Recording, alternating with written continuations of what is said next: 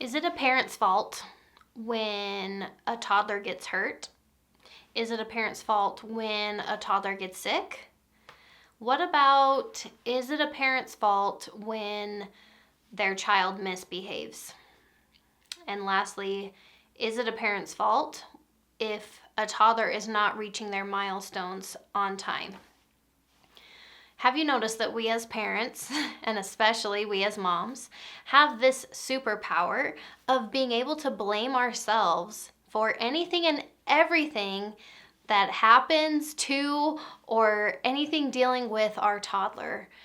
We care so much for our toddler. We love them more than anything in the world. And so, of course, we don't want anything to ever happen to them. And of course, we want the world for them. And so when things aren't going exactly as planned, or certainly if our toddler is experiencing struggles or discomfort, we so quickly look to what we could have done to help avoid this, what we could have done to prevent this happening. And while this can be constructive to an extent, we do swirl very quickly in a lot of drama that isn't helping anyone, and it can actually really bring us down and then have a negative impact on our toddler potentially. So this is what we're going to talk about today.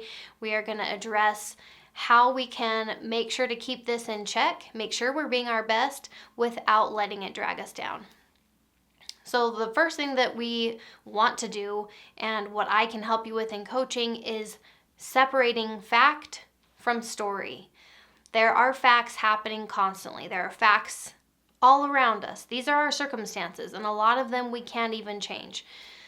The fact might be your toddler tripped and scraped their knee on the sidewalk. That's a fact. That's what happened. And what's interesting is when our brain receives this fact, when we observe this fact, or when we learn this fact, our thoughts immediately start going.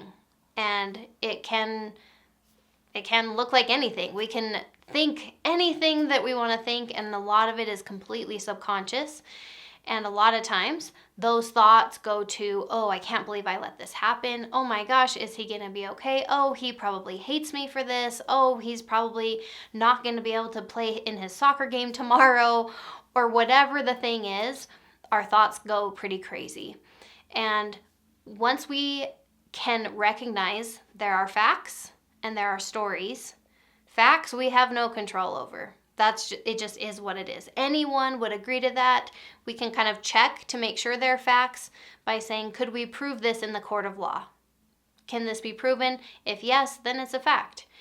And all these stories are optional, and all these stories we can change anytime we want. And oftentimes it's these stories that are so painful and damaging to us. Another example, let's say your toddler still isn't walking. Oh my gosh, they're turning 1 next week and they're still not even taking their first steps.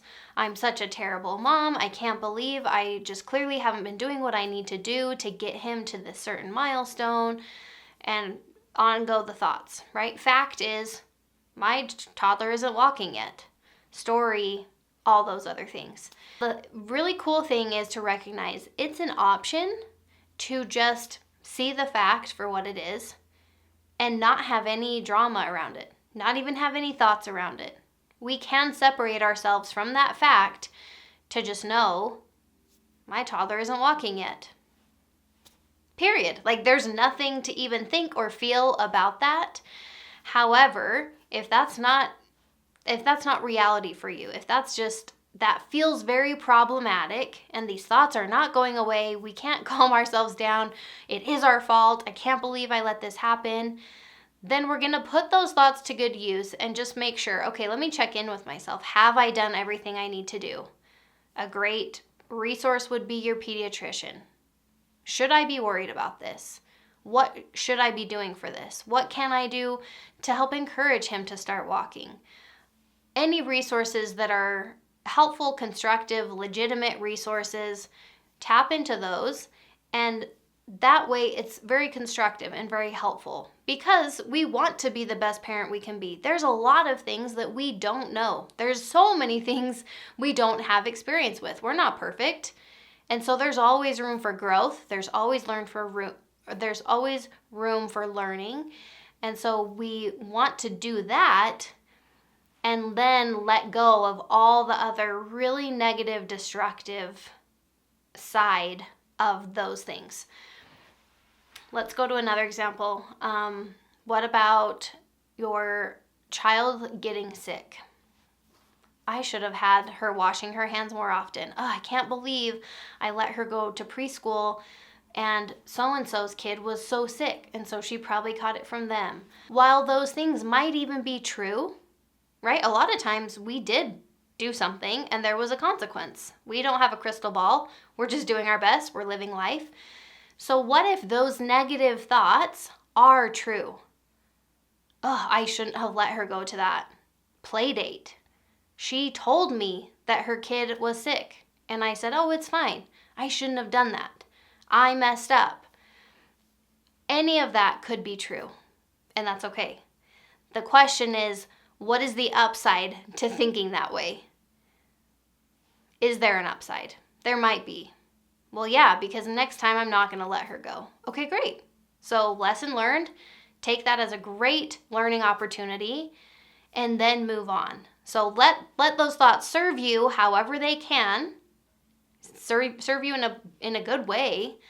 But then once they're done serving you in that way, once you're done kind of learning the lesson, once you're done seeking out resources or whatever the case is, then it's time to let those thoughts go.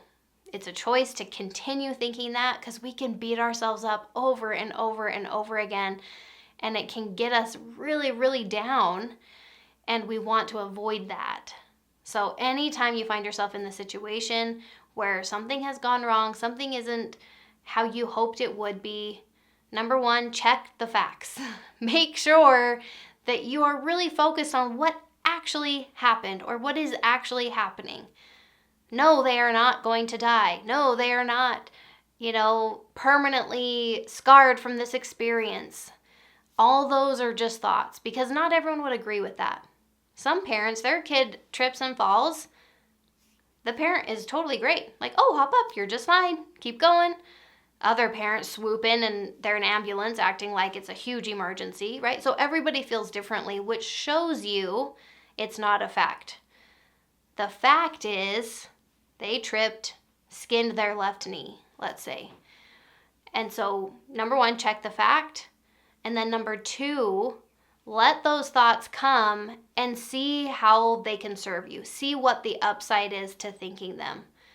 There's often some upside. Like, yeah, I can learn this. Yeah, I could have done this better. Yeah, in hindsight, I probably shouldn't have allowed them to do this and this. Learn those lessons, maybe even write them down so that you can convince your brain, like, okay, yep, I got it. I got the message. That was super helpful. And now I don't need you anymore. And then we can work to replace those thoughts by really focusing on the fact. Focus on that fact and then change the story to whatever you want it to be. Even if your story is that you love your toddler. Like, oh, I love my toddler so much. Oh, it makes me so sad to see her hurting. Anything like that is still okay. There's no right or wrong thoughts. It's just you paying attention to how it makes you feel. If you feel like the worst parent ever when you're thinking these certain things, I don't think that's serving you as the parent, and by extension, it's not going to serve your child. You want to be in a place of confidence and love for yourself and your child in order to show up for them the best way you can. Now, if you do feel like your parenting just isn't working, check out this next video. It might give you some direction, and we'll see you soon.